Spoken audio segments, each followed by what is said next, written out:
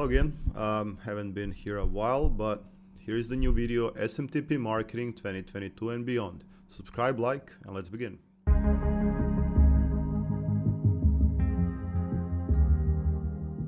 So what's happening? It's very specific. There is a lot of things happening in email marketing world. A lot of things have changed. So for cold email marketing in 2022 and beyond, there's going to be a lot of problems. A lot because companies are taking action. There is spam filter companies offering services. There's a lot of businesses that go to Microsoft or G Suite, and they have specific filters that you cannot bypass easily. I'm gonna show you right here on my screen. You can see I'm sending an email campaign for my friend. I've set up a server. It's my own server that I set up for myself, and then I gave it to him. What you can expect. So basically, few things that I want to mention is that I filtered a lot of things in sense that I wanted to send to those that will go through. So out of 30,000, delivered 9,000. Why? Because I did a strict filter on who can receive it. Second thing, open rates are going to depend on responsiveness from now on, meaning that a lot of people opening, replying, and taking action will determine the next set of opening rates. So not only do you have like before where you're just sending emails, your IPs are clean, but now more and more companies are taking into account how many people open those emails. So if you have the IP address and sending from a specific IP address like each and every single server does, you're going to have a problem if your open rate is below 5%. For example, on Amazon SES, if you send email marketing, your open rate needs to be over 5%, or there is a problem because the list that you have is either bad or people are not interested in what you're offering, which makes sense. It does make sense. So that's how you should treat your email campaigns. Cold emailing still works. It's still very strong, as you can see. So 7% open rate is pretty high. 688 opens, 639 clicks, 5 unsubscribers, which is all fine. And you just have to keep on pushing people to your landing page or whatever you want them to reply, or if you want them to take an action on that email. But you have to make sure that once you're sending the email, that your email does not have spam words. Spam email checker, or you can just type that in Google, and you can go to mailtester.com, the first one always, and you can send a test email. You just copy this, you send a test email to this. Let me show you from my Gmail. It doesn't matter. Let me just let me show you how it works, because you'll understand why you should always do this. So subject line, this is a spam email. I am sending spam. Let's see what the score is. So you want to send an email to this test email, and it's going to tell you a lot of things. So you send to it, you wait a little bit, and then you click check your score. So what happens is this. This website is going to tell you what's happening on your subject line, on your email. So this is G Suite, and same with the servers. I send from the servers all the time, and how it's set up. You want to get as high as possible number, because so my score is 3 out of 10, but you've seen what I wrote. So basically, click here to view your message, HTML version. It's an HTML message. Every single Gmail is HTML. There is a text version. Again, Gmail does it really nice. Spam assistant you can improve. So basically, these are the things that you won't see generally in Google. You can set up some of them.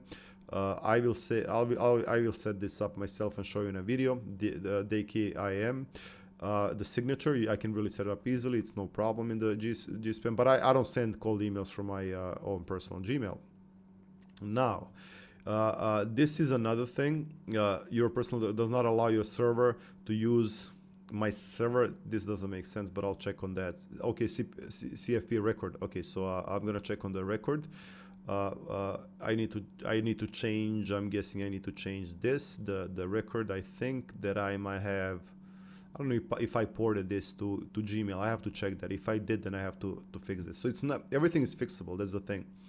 The signature is valid. I do not have DMARC record. I can set it up, no problem. and yeah, it's associated with Google, so it's hosted on Google, which is really good. And the host name. So basically, when you have G Suite, it's really nice because all of these are gonna always be marked, and you're always gonna end up in inbox if you're not spamming from that. So the body contains an error, which is fine. You're on 2 blacklists. So let's see, Sorbs. All right, let's see Sorbs, and that's it. Both Sorbs. So what do you want to make sure you're not in spam house? That's the biggest one. There is also one that's let's see, spam copy, Red Soul. Yeah, so these are spam houses. The Barracuda is the bigger one as well. Spam house is the big one, so you don't want to be listed. The Sorbs and all of the other ones, they can just check by the, for example, if your IP address, your own IP address is something like, you know, from you know, your own ISP, and you're sending, that might be the problem. So this is really not a problem. Again, the email content is bad, everything is bad, there is things that need to be set up, and it's 3 out of 10, meaning you should not send a cold email from this email. Same thing if I do it from the server. Let's do this as a test. Let's copy the one that I've sent already, and I'm gonna show you the difference in how you can make sure that your email is perfect in 2022 and that you can send cold email campaigns. So I'm gonna go here to template, and I'm just gonna send a test email. So from my own server, send test email. And again, if you're on some blacklist that's from the private email servers, that's fine, because you're gonna have that. It's always gonna be like that. You cannot do anything about it. Because the domain, the IP range might be on the blacklist, not your own server, but IP range, and that's fine, because you're still gonna end up in inbox, which is perfect. So if you're a lot of times 8.8, so a lot of times what's gonna happen, this is perfect. So anything over 7 is okay, and I can improve some things. One blacklist, let's say again Sorbs, again it could be from my own home network, and that's not a problem. Everything else is clean. So this is my own private server I've been sending. That's why 8% open rate is really good. But message is perfect. It's going to tell you everything about the version. Spam assistant you can improve. So the signatures, again, it's all little minor things. So 8.8 is perfect to send cold emails from. And you can see this is my private server where I send lots of emails from. This is how I set it up for my clients and customers. Again, this is for my friend right now, but that's how I set it up for clients and customers. And that's why the open rates are great. Cold email, 8% open rates. I mean, yeah, it works. It works. You make money on that. So yeah, this is how it is. If you need to make sure, if you want to send cold emails, you want to make sure that you have everything here as highly as possible. You can even get it to 10. Again, if you're on the one blacklist, just make sure you're not on the spam house. If you are, you got to go there and remove yourself. This is the biggest one. Spam house is the biggest one. If you end up on the blacklist here, you're on the blacklist everywhere. You cannot get it to inbox at all. So this is the main one, spam house. Barracuda is the second one. There's few others that are important, but Sorbs, other things, you're not gonna care about that, because it's just they check IP ranges. So you might have a server, another server that's spamming or has a virus or something on your IP range from an ISP, from a server, from a VPS provider for somebody, and you might be on the blacklist, but it doesn't matter, because you're still gonna end up in inbox.